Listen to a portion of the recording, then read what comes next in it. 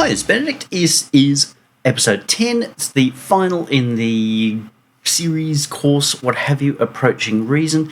In this case, we're actually going to walk through a real live project. The song is by Jane, and it's called This Is How It Ends. It's actually her second song, only the second time she ever sang, and this is the guide vocal. So it's not fully finished. We still wanted to do another round of completion once we had written all 4 songs. We don't have all 4 songs, so this is where we got to. The music probably won't change. The singing is set to be replaced. Quick dip in. As we see, everything here is MIDI, except for the vocal, which has to be audio. Told me that he's working home late every night, sneaking into our room, trying not to wake me. Saw him with her, clearly more than friends.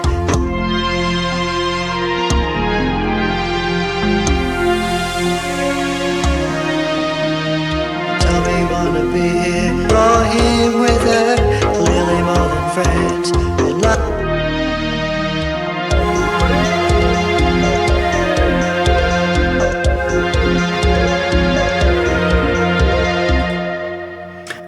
So a completed song. We will start with how this came to be. So this is how it ends, this is how it started. I obviously have full reason now up at 13. I think it was 12 when we started. It may have been 13, I really don't know. Is there I can't remember. It might have been borderline. Don't know, doesn't matter.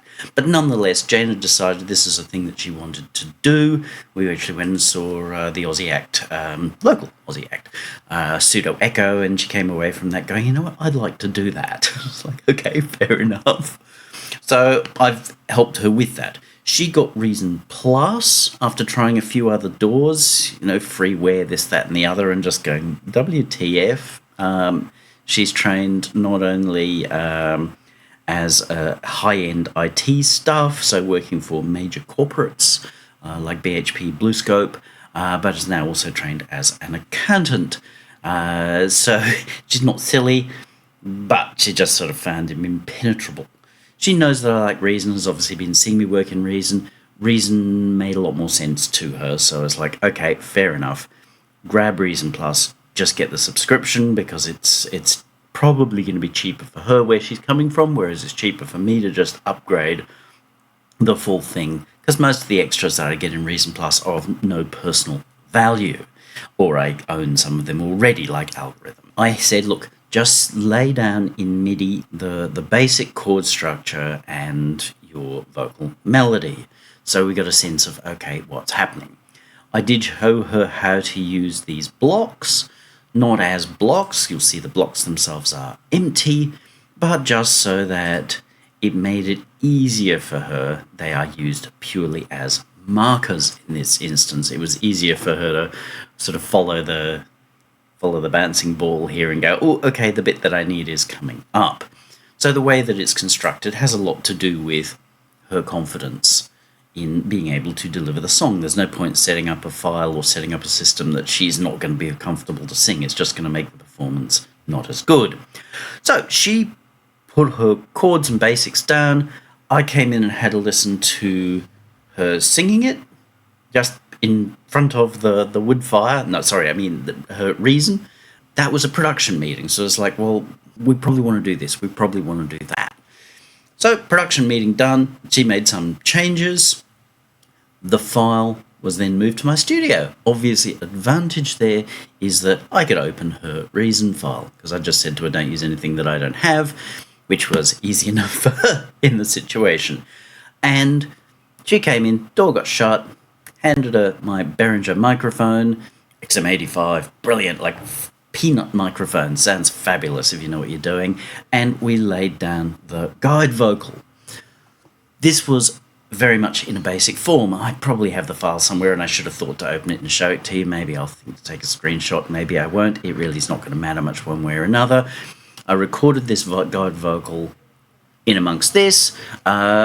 I think it was probably one take or maybe a couple of takes. We just sort of said, okay, that's the best one. It is not, as far as I'm aware. No, there's no comping in here at all. We did comp a later one, but we didn't comp this at all. It wasn't necessary. My policy very much in these situations is start the song. We don't necessarily need the preamble, but start the song, sing, sing, sing, sing, sing, sing, sing, sing, sing, not turning on and off, because that way you get a consistent performance. It's a little harder on the singer to start with, but if the singer is just going to drop in and out, then you end up with a performance that it's not cohesive. You listen to say a Billy Joel song or something like that, maybe he's done drop-ins later, but his first set of vocal takes would have been beginning to end to get a cohesive sense of how the song flows. So we get a nice result because it flows. Alrighty, so we had the guide vocal and just the very basic parts. We have boom cha drum rhythm. I'm not sure whether any of the original drum rhythm survived in here. It might have. I know sometimes I kept some of it for posterity, but largely wrote new things. Saved the file, Jane went off. And then in my own time, I built the rest of the song, all the musical bits and pieces, around what we had. You know, her basic guide chords, etc., and this guide vocal. Moved, changed things. You can see here where I have added some extra little bits and pieces to the performance, just with copy and paste. This is not how it will go out finally, because that will need to be sung. I'm not an immediate fan of saying, let's just copy and paste, right on time, record it once, put it 15,000 times in the chorus, because I just don't like it that way. I don't think that's how music shines the most, unless it's a very deliberate sort of a thing. And here it's not going to be deliberate because we've got this mechanical electronic backing and a human performance, which has to be compelling, and copy and paste is never compelling. Easy, lazy, never compelling. You got to decide what's important, being easy or compelling. Don't think you can do both. I then mixed what we'd got. To be honest, it took me a couple of goes to get a mix that I was happy with here. So then that can go back to Jane. She can listen to it in the car, play it for friends and what have you. And then once we've got all the songs required for the EP, then we'll go back and redo it. Looking at it, all the bits and pieces that we've got, I will take several passes at this from each of the major screens. Obviously, we've discussed the fact that we've got some guide markers here. If this were my own project, I probably wouldn't do that, but because Jane was involved, and as I said, it made it easy for her. Drums. Now you'll see there are quite a few parts. The parts themselves are commonly really pretty easy. There's not much to them. There is little worse than making a piece by overdoing everything, thinking that everything has to be running at like 11 and that if there's a space it has to be filled with producery busy shit. Problem. You're not going to find what works nicely. So where there doesn't need to be a lot, there will be nothing. Now this allows us to have this nice transition between verse and chorus. The drums get busy. We've got this break, falls back, but we've got the bongo-y stuff. I get a lot of files come across and they've just got sometimes even like a 1-bar block that just goes the whole way through. And the person's struggling to know, how do I make this feel like it's alive? Well, just think carefully, what's the message you're trying to send at this point? If you've just gone one size fits all, then you're only going to have kind of like one vibe. Here, we've got the vibe able to move, in part because of the drums.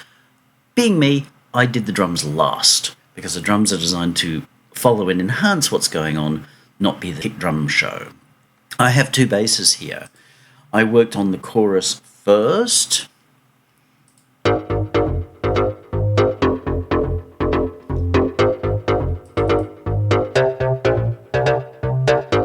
And here there's movement in here. It's as simple, and it follows to a fair extent what's happening in the vocal. It is easy to do that. It's easy to be like, oh, I've got to be clever and all over the place, But if you have all your instruments going in different directions and fighting with each other, it just doesn't work. If you want to hear a great example of the let's basically have the whole thing track and play sort of the same thing, then Flock of Seagulls, I ran.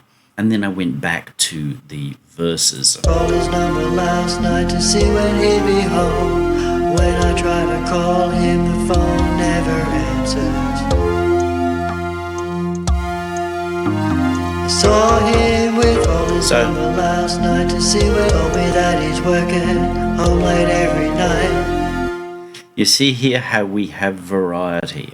So this changes. We're focusing our notes around the musical centre of the piece or that section, but there's then movement, and you see that the movement is different. And then the little break bit, which leads us, gives us a boom, boom, it's going up, and then it leads us back into this. Going down in this case is great because this poor lady's in a miserable position because her partner is doing what he should not be doing, and no, that's not me. Next we have, and I don't remember what order all of these things were in, but this seems to be the main. That he's working home late every night. And you'll see. Into our room, trying not to wake me. Called his number last night to see when he'd be home. Largely track the same. It's up to you what you do. This was just easier to kind of track the same. We get a rather focus-driven sort of feel. Different pieces will work differently. Here we've got, in the bass, a single note. Movement. It follows the lyric to a reasonable extent. Then we have this.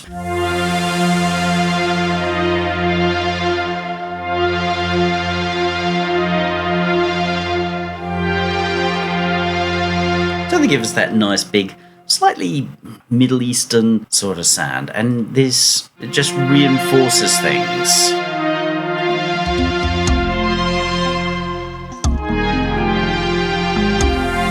And because it's slower, it provides a sense of contrast in our sort of verse break, chorus break thing. Between chorus.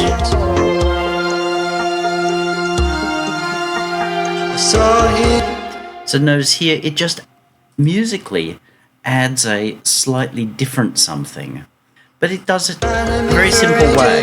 This is how it ends.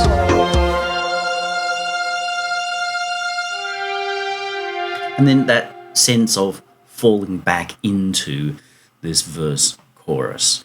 Little bit of automation, which is just our level, because if I would find that it would come in a little too suddenly, or it would hang around a little too long. It's really part of the compositional finesse, but I know that's going to be a problem in the mix, so I'm doing it there. It then varies a little bit through here. Got that lead. And then in this section, Had enough. It's time for him to go and pack up all that stuff. deliberately it becomes different. It's now in the verse where it hasn't been in the verse, but it holds and it builds this extra tension because we've got this turnaround that's happening at this point. So it's just a really nice way of using a string sound and adding movement and variety and bringing ourselves along. We have this arpeggiator. Tell me he wants to stay if he really wants to go. So not in the first verse. First verse, just focus on the vocal. Second verse, we've got this arpeggiator, which is sort of fairly back in the mix, but it just adds movement and change. I think I made the chords, the chords are more complex, even allowing here for some close notes, but they're not playing on top of each other because they just arpeggiate. I'm keeping the same number of notes most of the time, except for where I'm, adding a little highlight somewhere. They slow right down in the chorus because we don't want them to be getting in the way.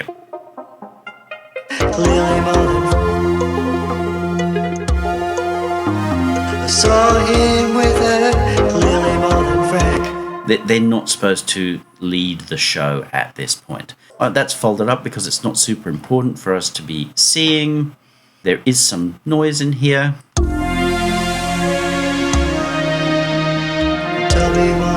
Very simple little sweeps, again folded up because not super important to be seen. There is this lead.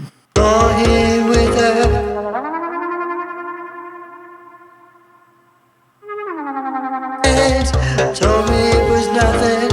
I don't believe you're learning me for ages. This is how it. We're just moving people within the field. It's a very, very simple line until we get to this point where it becomes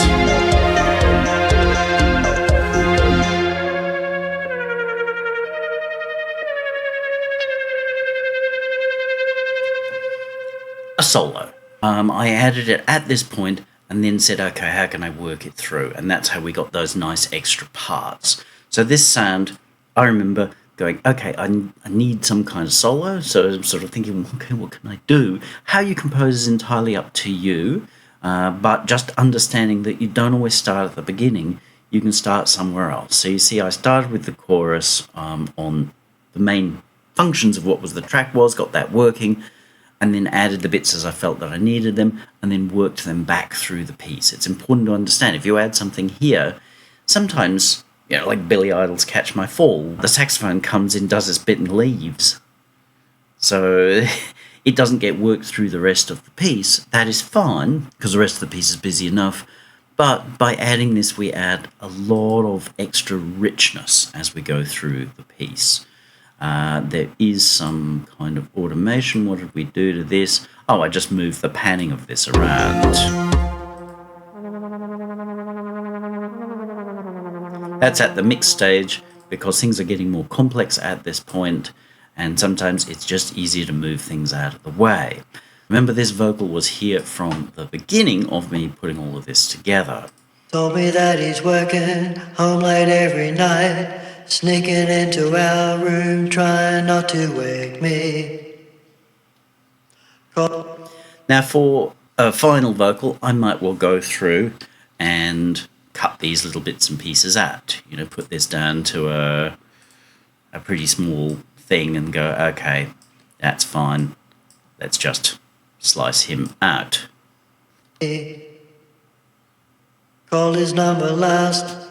It just gets rid of. I'm not a big fan of breaths, that disgusting sucking sound that you hear on modern overcompressed bad singers, especially at the end of lines. You get to the end of the line, it's like, yuck. But whatever, fashion's a fashion, I guess. You do see things are cut up. That's just where I moved them. So this would have been sort of this long when it started, and then I've chopped and moved things out. The biggest notable change is this. I don't believe been lying to me for ages. This is how it ends. This is how it ends. So you can see I've cut and then copied this bit across. So this is how it ends, was the end of her line. That was it. I wanted that repetition, plus I wanted to double delay it. This is how it ends. This is how it ends. So in terms of what it originally sounded like, would have been more this. This is how it ends. But to me, it just screamed for having. This is how it ends. This is how it ends. And of course, copying the MIDI across as well, and the automations there are twofold. First one, obviously, just being to move the echo to make it suddenly propagate. That's it. Very, very simple stuff in many ways, but quite effective. You will see here that there's a gain. These are just, if we open them up, pushing a few dB. So it's pushing 3 dB. It's not uncommon for a singer to not necessarily come in with as much impact as you hope for, and it's not necessarily the singer's fault. Once you get in a mix, the listener needs to be told what to focus on. And so often in less developed mixes, the person who's doing the mix is focusing all on the rhythm section, getting it big and blamming, and then you sort of struggle to catch the vocal. And that's often not necessarily because the overall vocal level is wrong, but simply because it's not set to grab you and keep you focused. So by putting a little 3 dB boost, or whatever is necessary here, then as the vocal part comes in, I'll show you the difference if we turn this one off. Told me that he's working home late every night. Told me that he's working home late every night. It just really makes it clear this is what we want you to be focusing upon. Never be afraid to use a little gain device. The clips have an overall gain, the ability to fade in and what have you, but you're going to want to use a device. Now you could use your faders, but I don't want to use my faders for that, because if I want to make changes somewhere else, then they're used. And that's where bringing in a gain device that allows you to ride levels really, really well.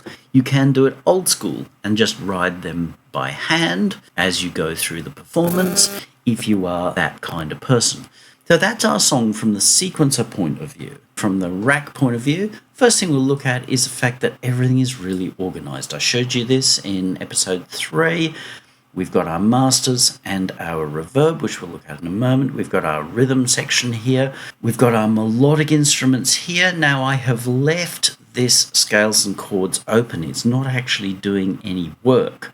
But because ultimately Jane decided to work in F minor, I don't normally work in F minor, so it was a good way of reminding all the time that, hey, we're actually in F minor, so I could see it, I could see this as I was working and say, oh, okay, they're the keys that I'm allowed to use. It's just a guide for somebody who is pretty darn weak in different keys and scales. If it was functional and I assigned one to every single one, I'd probably fold them up, unless just to remind myself when I come back in a week's time and start working on this, and why is my new instrument out of tune? Simply a reminder. It's not really doing anything in this case because all the notes I'm feeding it are appropriate. There are ways to test that, like filtering the notes, so if you start playing notes that don't belong in this scale, speak to the hand, or you can have it that it'll just keep them in scale, but if I'm testing, I'd rather, oh, I've got some problems here, speak to the hand. So that's all tidy. Our sound effects, I've only got one, which is a bit light on for a bit of composition, to be honest, and then our vocal. We'll quickly work through what each thing has had done to it. All the drums were made, and I talked about this, they were made using just these devices alone. So those people who talk about endless hours of surfing for the right snare drum and what have you, while it takes a little bit to make these, it's way less effort, and if I get into the mix or the master or whatever and I go, that's not quite behaving the way I want, I can finesse it because I own every part of this sound. I have used the compressor thing here. It's more to bring up overall levels. There's a little bit of compressing, but it's hard to know what's really happening there. That's all by ear. A couple of things that I used here which are perhaps unexpected. One is this filter. That's because I do use the filter. I'm also using it for a tiny bit of drive and pulling back the gain, hence part of the push here. So using a little bit of the drive function of this, and there is a filter that happens there.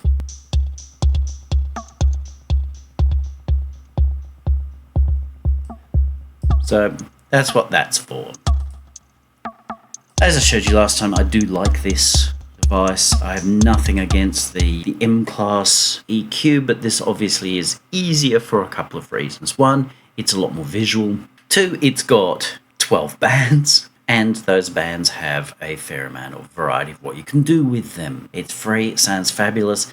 It is a tiny bit clunky in Reason. You can't run the VST3 version, it just isn't recognized. It's a known thing, but Dev hasn't done anything. And if you are automating and trying to watch it in real time, it still works, but it can glitch the visual. Bass, remember we got 2 basses here, so we'll make sure we're focused on this one. FM bass, no other work done to this. I want this to be fairly raw. And then we've got our main bass for the verse. It's using the analog thing, but we get a almost FM feel from the fact that it's doing quite a bit of driving. So we've got the saturation there. This is putting drive after the filter. So if you put drive before the filter and turn that off, it sounds like a nice, neat and tidy thing. Put the two of them like that, you get this sort of dirty kind of sound, which obviously has to match when they come through with this FME kind of sound. Again, nothing in particular done with that, no onboard effects or anything, because I want it to be relatively clean and dry because it's coming to this rhythm bus. What I have on the rhythm bus is this kilohertz compressor. I'm running it in RMS mode. Now, I would be very happy to use the recent rack version of the SSL, but it's harder to use because, well, you just can't really see what's going on. This has a nice detector and it works nicely.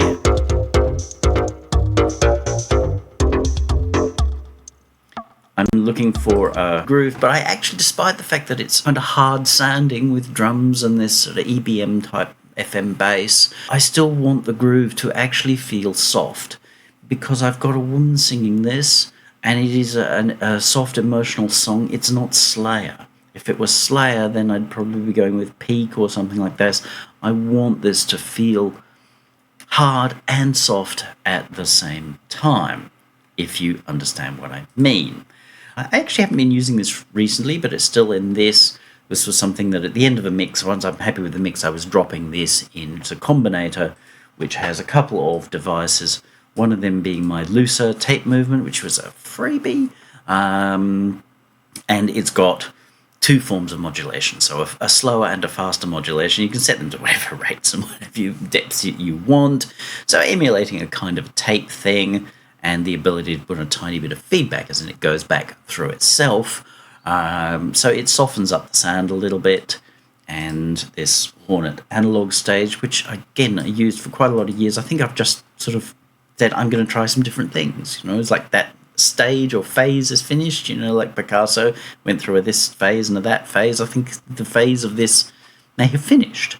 But it's a very cool device. I don't like the version 3 though. That's part of the reason I may have decided to move away from it a little bit, because obviously this is going to age and run out of steam. But it's just a saturation, sparkly kind of thing. There's auto gaining and what have you, which I do not use. That's just a combinator that's put in there on everything to give it sparkle. So if we were listening to that, I don't really hear it in headphones, to be honest, but the headphones are not used for mixing as far as I'm concerned. And then I've had cause to want to manage the overall level, so I've pulled in a Celic gain here, which is giving me 3 dB of boost. I should have mentioned this first. The Reverb is actually Hertz multiplier. It's an interesting device that I built. This is how it ends. This is how it ends.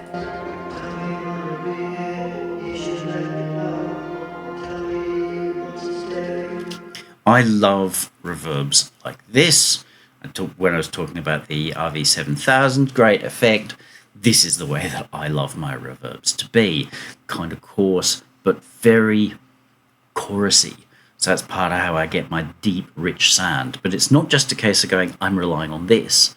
I'm feeding this the whole way through the mix. You'll see that there are echoes on lots and lots of things, and they feed this. So it's the combination of how they work together to get this really rich, deep, detailed sound without just becoming shh. So it's a personal choice. Again, that's got the tape and tube on it. Melodic stuff.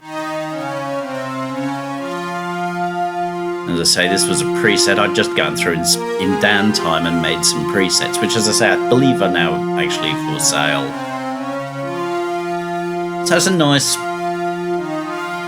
kind of noticeable sound.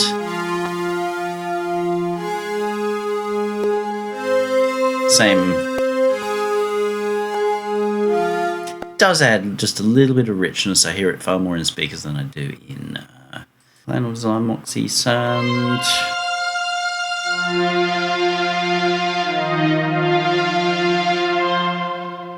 was built with some feeling of Clan of Zymox's Twist of Shadows record. Again, it was a preset that I had, and it was like, I've got to find a way to use this, because I hadn't actually used it in one of my own compositions, and so it was great to go in with Jane's. And again, you see how it's pretty simple. Actually, I made these initially for Jane and for another client, because they were tending to use, well, the same 4 sounds over and over again, and they were sort of going, how do I make it sound nicer? So it was like, I'm going to make a pile of presets that I know I can work with later when the tracks come over to me, and it'll give them more variety. That's how these got started. So yes, they were all heavy on the... And I considered, obviously, in some of these cases, going, no, I'll turn the onboards off. But you know what? The sound was already embedded and it already worked, so I didn't need to change them. The arpeggio, however, was built in the piece. It's a really nice, simple sound going through an echo. So now you can hear this with just the reverb, and the reverb and the echo. If I turn this guy out, okay, change speed. Hear how you lose a lot.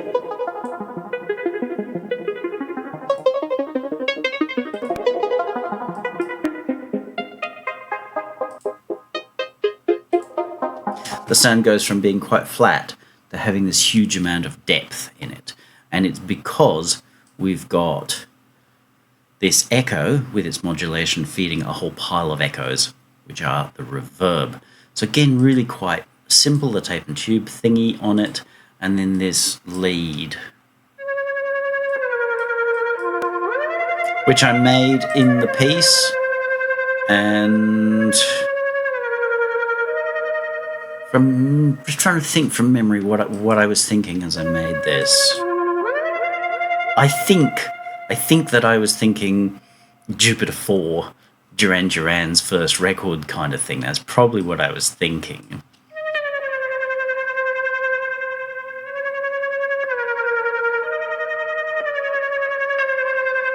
So it was this nice exotic monophonic sound, and the chorus echo here is provided by this device, which is one of my own.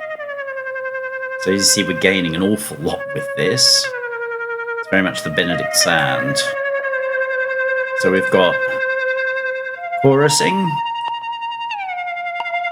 but that chorus is feeding an echo.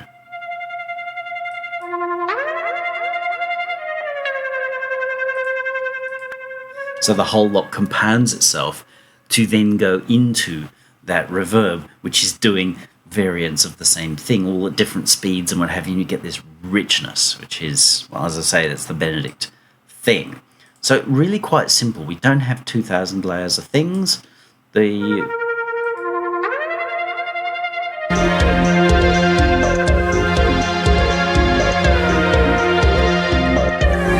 scream is deliberately subtle. I've just used the tube.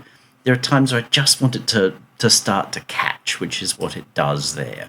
So it's never meant to sound like death metal or whatever. The noise sweep.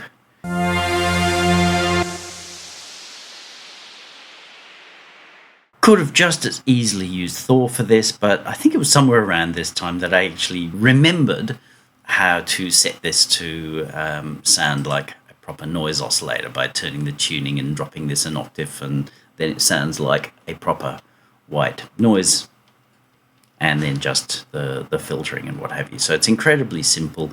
You see I've kept effects off this, while very tempting to add a lot of effects, and I commonly do. If you're just wanting a really nice, tidy, white pink noise sweep, putting other effects on takes away from the immediacy of it. It's just a thing that you learn. And then our vocal. Tell me you wanna be here, he should let me know. Don't tell me Dry. he wants to stay if he really wants to go.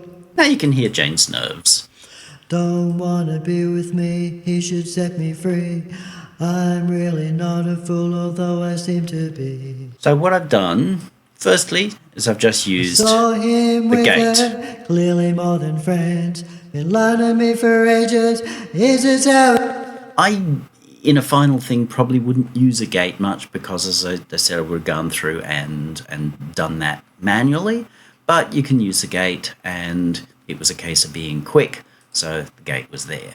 First thing that really comes in and gets used is this, my favourite compressor, and it's free. I'm amazed how little chatter there is on this, probably because it's free and people think it's rubbish. The only negative I have about this, as I showed before, is that it immediately adds like so many dB of gain. I wish it could be defaulted to. I did actually mention it to the dev, who didn't really appreciate having that mentioned, but he still got paid by me because I've used it so much and will continue to use it so much. Told me it was nothing, I don't believe. Been lying to me for ages. Now I'm compressing here a bit more than I normally would because I didn't really care, and I wanted to make sure that I ended up with something nice and even, but nonetheless, the compression really does help, especially to give some urgency. So I haven't done it poorly, This is how it ends. but I may not always be looking to do that much. It puts a push in there, which is what I decided I was going to go with. In this case, been lying to me for ages. This is how it ends. I wanted the vocal to sound roughed up. If we put this back in the music, Tell me wanna be here, he should let me know. Don't tell me he wants to stay if he really wants to go. so not only has it lifted without EQ, it's taken away from sort of singing down here to up here. It's added a lot of things for the ear to hang on to, and this a sense of drive. We've pushed this compression fairly hard to push. Clearly more than friends. Been lying to me for ages. This is how it ends. Told me it was nothing. I don't Let's push that forward. Yes, maybe the vocal sounds a little uglier as a result of it, but I don't care. It's about how it feels. That's what matters. This is how it ends. This is how it ends. Lying to me for ages. This is how it ends. This is how it ends. Tell me you wanna be here. He should let me know. Don't tell me he won't. So I've thinned her voice out a lot. Like many singers, she's prone to being a bit thick around here, and female singers can either be very thin, sometimes you want to add some body to them, because otherwise they just end up being screechy. But it's not uncommon for singers to be very and thick and muddy. Now, in the context of a song, we've got a lot of other frequencies happening here, especially if we want people to feel like it's rock and roll, in which case, get it the hell out of the way. So this is a case of getting her voice very clear. Don't wanna be with me, he should set me free. I'm really not a fool, although I seem to be. I saw him with her, clearly more than friends. Louder. Been lying to me for ages. Is it But it adds some sweetness, but rolls off this stuff, which obviously once we've started to drive, is not so pretty, and adds sweetness and cut to the vocals so it can be quieter. how it ends? Told me it was nothing. And then, as I showed you before, we have this level boost on the beginning of lines. Told me that he's working home late every night, sneaking into it. So just by pushing up at the beginning, it just helps to focus the listener on that. The mixer. What happened with the mixer? As you see, again, organized. I didn't bother doing any more buses because I've only got one vocal, so bussing that seemed a little unnecessary.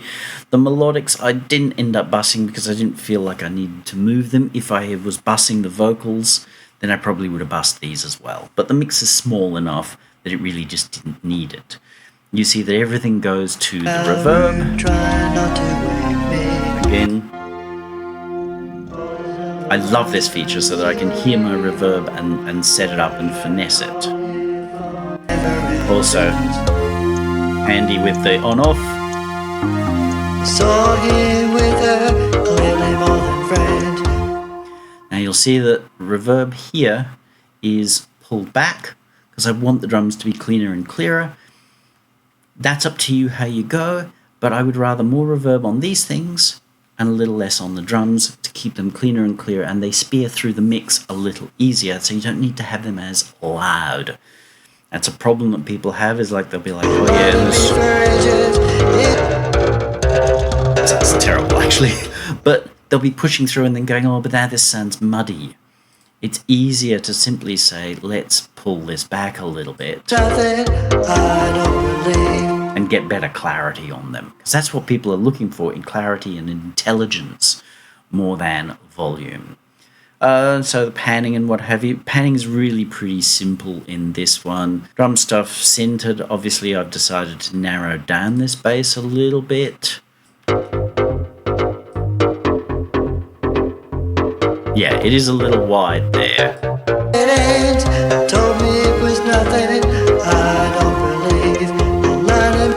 While it's easy to think, oh, everything should be more stereo than everything else, the problem, especially with basses, is that you just can't focus.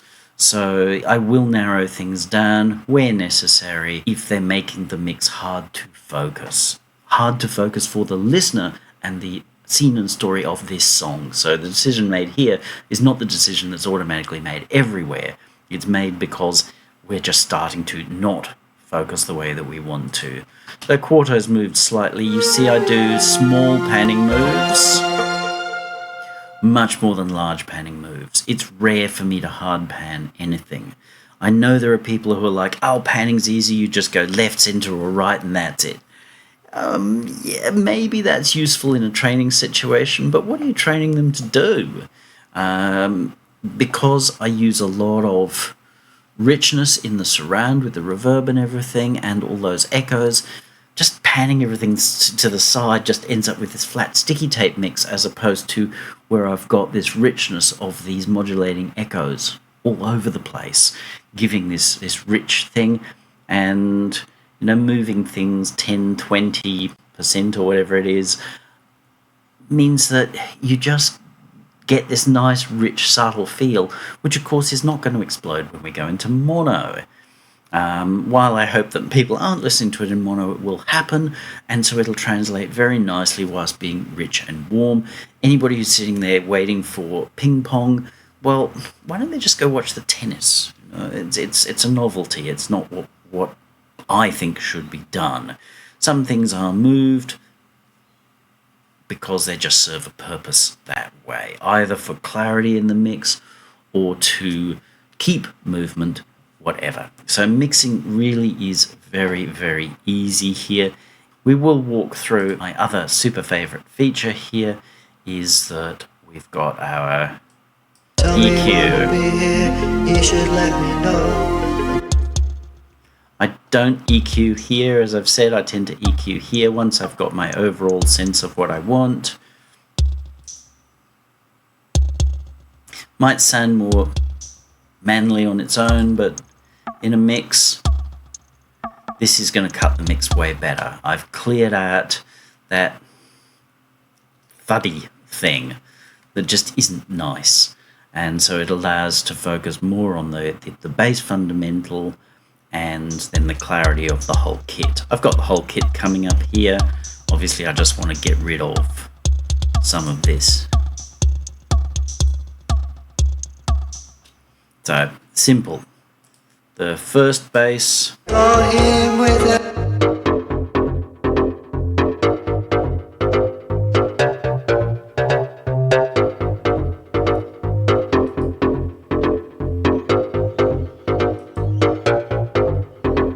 so it's not very focused in the bass region, hence there being a fair amount of boost there, pulling out some of the mids and just giving it a bit more cut right in the centre. It wants to be a bit unpleasant.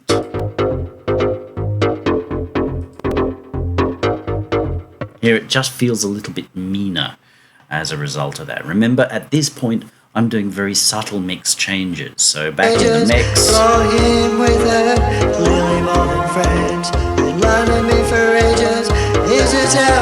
that punches it through the mix, and because we don't have another bass other than the kick drum, then we need to give it some kind of sense of definition within the bass, but it does provide a nice contrast with this next guy.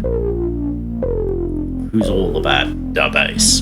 And I've done a very broad boost here as well, which is just there, which is unusual for me, but I wanted it to just be rich and fat. If he really wants to go, don't wanna be with. I know that this has to work both high and low, but I also want to keep it pulling through, because if it's pulling through higher, then the brain will be led to the lower harmonics. If you just try to pull it through on lower harmonics at all, you'll end up with like 15 dB of boost and still be unable to actually feel it properly. Remember, it's feeling, not hearing. We don't hear anything, we feel stuff. I didn't end up doing anything on the rhythm bus because I'd already done stuff. The auto.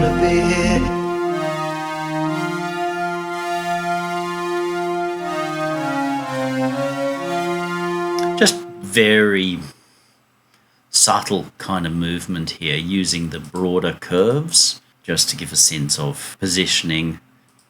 This guy, it's rather tubby, all of this.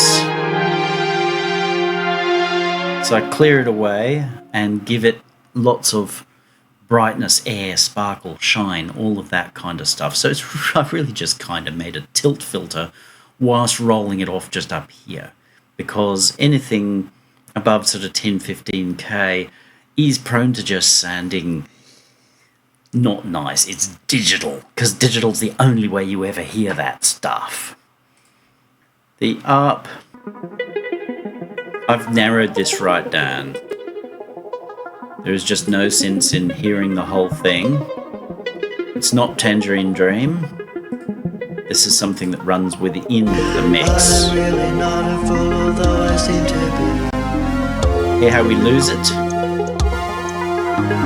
Saw him with her. And that focuses it. Mixing's about getting things so that they play their role. That disappeared. I make it play its role, but I keep it very focused. Easy to put a lot of high end on it, thinking, oh, that'll pull it through, but then it's going to fight with everything else, especially our singer. Noise, well, a lot of times with noise, you just want to get rid of the lowest lows. And sometimes you want to get rid of the highest highs, but I've used this almost more like a level boost, to be honest. But it's just a very, very broad bandpass filter in a sense. And then this lead.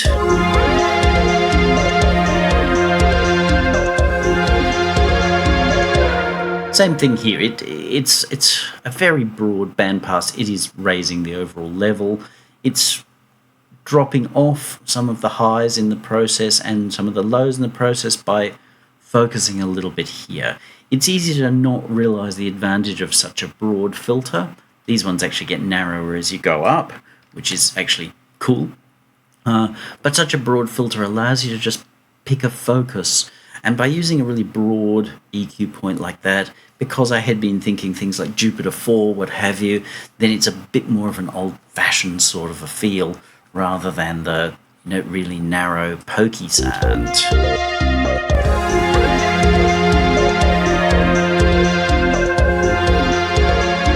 The sound feels bigger, richer as a result of that, but that's not the way to necessarily immediately make things bigger and richer. It was just adding overall level, but focusing that level a little bit. And then the final vocal balance. Tell me you wanna be here, he should let me know. Tell me he wants to stay if he really wants to go. It's quite common that somewhere around 1K, once you get a voice into a mix, you might want to pull that back a little. I've pulled this back a lot more than I normally would. Normally I'd only be about a dB, but pulling it back just a little actually helps it to relax in.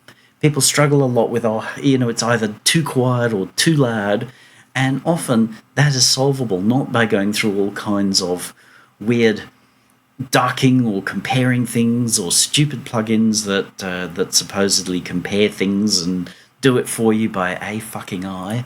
Expletive not deleted because it's bullshit, and people need to stop doing it because it's bullshit. they're not achieving their aims. Often just the simple trick of somewhere around 1K, relaxing a dB or so, will suddenly have it settle in. You might find that you want to push a little bit more in the sweetness range or cut range, all depending upon the vocal, the singer, the story of the song. And again, in this case, I didn't want too many of the high highs. It just wasn't flattering. So small moves there across the whole thing. And then, of course, we go to the master. This may clip. No, doesn't. So, as I said in an earlier video, it's not uncommon for my mixes to come up 6, 12 dB under. I don't care. The last thing I ever want is a mix to be coming up, blowing levels before anything's done. To me, that means that I'm seriously got problems. So I've put in a little bit of boost here. I could well, as I showed you, used a gainer before this, but I'm confident in what I do, so I'm bringing my levels up. So I'll just turn everything out. Yeah, this was done a while ago because I've got some things in here that I haven't been using this time round. I'm going to leave that guy in because he's just dropping off 0.3 of a dB. So it brings in a little bit more level just to manage this. I've shown you how I do the compression, looking for groove. How do we make that groove nicely?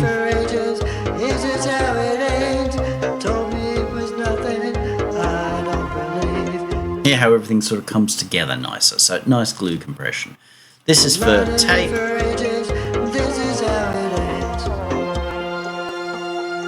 You get just a nicer sort of shine and sense of cohesion. You can lose a little bit of bottom end, but I don't care. This is about what it adds, not about what you lose. Then my overall EQ, as you see, I do like this fella. I saw him with her, clearly more than friends.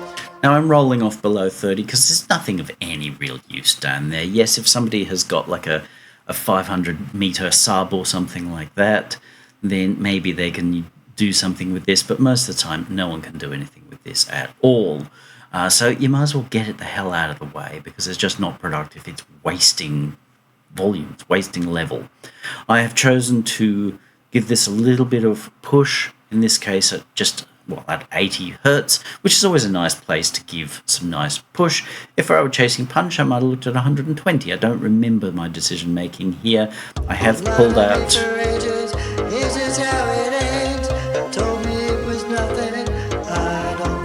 a little bit here. It may not be the perfect master, but this was never fully finished. Then,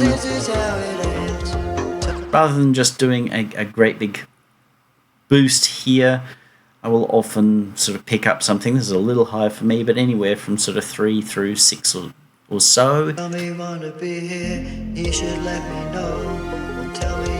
then I've decided to keep this. Not uncommon for me to roll off just the very, very tops. Too much up here, as I said, just screams digital. Simply because in the analog world, this stuff doesn't really exist. It's all been rolled off or mutilated in the electronics, and whereas digital tends to keep it all. So that's just getting rid of that. That noise is coming from probably these tape and tubes, because they're set to add a little tiny bit of noise, which is really actually very cool. It also helps smooth out the feel up here and creates a sense of excitement overall. For a long time, for years and years and years, a decade or so, I have just kept in my masters. It's always on. This was a freebie, very beginning of Rack Extensions, and Softtube gave it to us, and it's wonderful what it does if you set it up really light. And I always just set it to sort of 0.7, and it just adds this nice little sparkle to everything. Then I bring in my overall level, EQ out, EQ in. So it's not about dramatic, it's just about presence and bringing everything forward.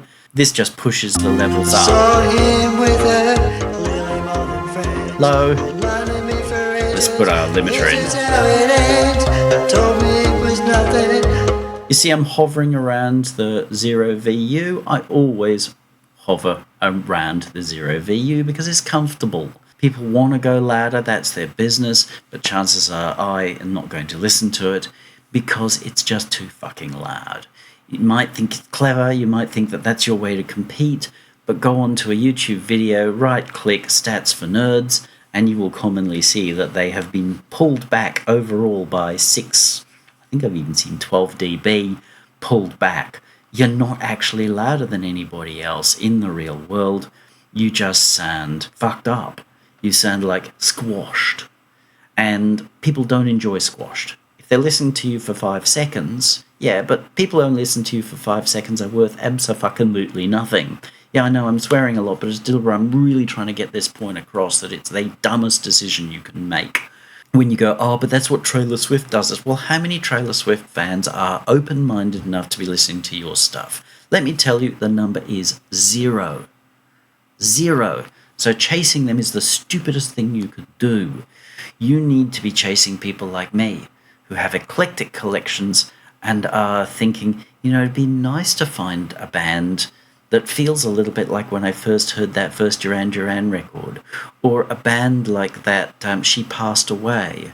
Reminds me a bit of The Cure, reminds me a lot of The Cure, but I got one of their records and I enjoy popping it on every now and then because it's got something that's a bit unique about it. They're the people that you actually have a chance of giving you $5 on Bandcamp. And being louder than fuck is just really stupid because there's the kinds of people who are just going to be really off-put when they put on a record and it's got a dynamic range of this.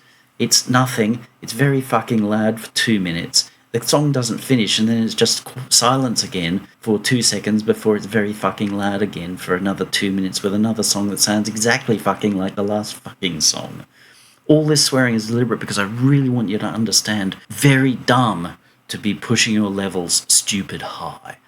0 VU minus 12 dB if we're using full scale peak is a very comfortable level, which interestingly enough matches the LUFS suggestions really rather well. So you don't need to fuss with LUFS because I've got 0 VU, which was established back in the 50s or wherever people worked out VU, as being a comfortable listening level. People like that. It feels loud, it feels full, it doesn't feel like we've been shoved into a garbage compactor. And it gives us a crest factor of 12 dB. So where this is here, and this is here, we've immediately got a dynamic range of 12 dB. And you might be like, oh, but that's 12 dB that's wasted. It's like, no, this is the space in which the person can feel themselves inside. One of the reasons that my pieces feel deep and rich is because of that 12 dB crest factor, the difference between the top of the tin and the average volume that you are hearing. So I'm using my gain here, yes, it's 7 dB. And I'm getting to +2, +3 dB peak, which is being chopped off. The beginning of that peak, the fastest bits are being chopped with my soft clipper, so they're just nice little bit of distortion and you shall not pass at the same time. And if it's hanging around for longer, it goes into the limiter. Hear how the faster limiting.